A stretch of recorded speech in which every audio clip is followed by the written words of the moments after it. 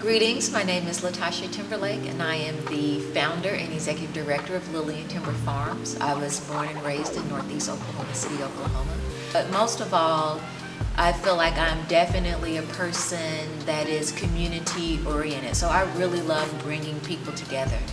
So initially, what drew me to the work was the plate itself. And when I looked at the plate, the first thing that I thought about was the foods that go on the plate. And then as I looked to the other piece and it talked about being good enough and not being good enough, I thought about food and the work that I do in food and how in my community, specifically in Northeast Oklahoma City, that for years there's been an absence of good food.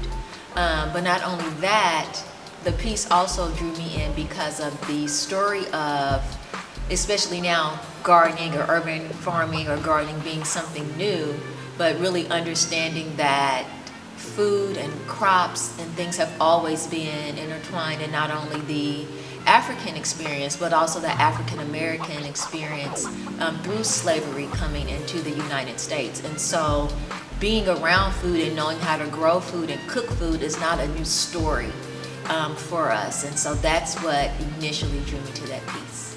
Really beginning to understand this concept of being good enough to serve, but not being good enough to have access and opportunity to that in which you are serving or engaging in.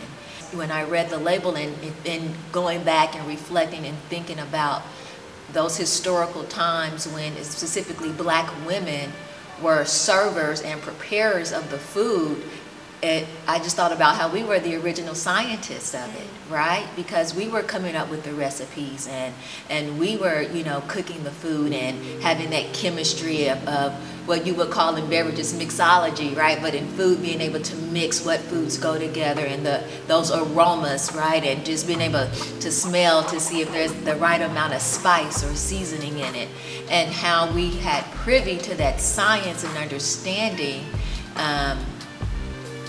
and giving it away, right? And not being able to literally ingest it and then digesting it ourselves and our children as well. Yeah. So I tell people all of the time, we are more than just a community garden.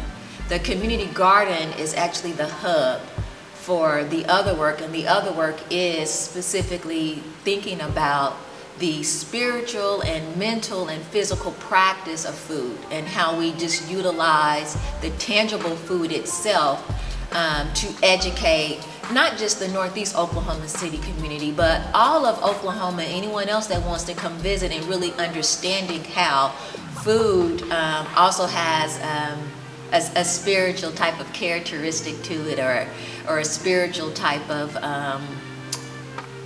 what's the word? A spiritual type of purpose. That's the word, yeah.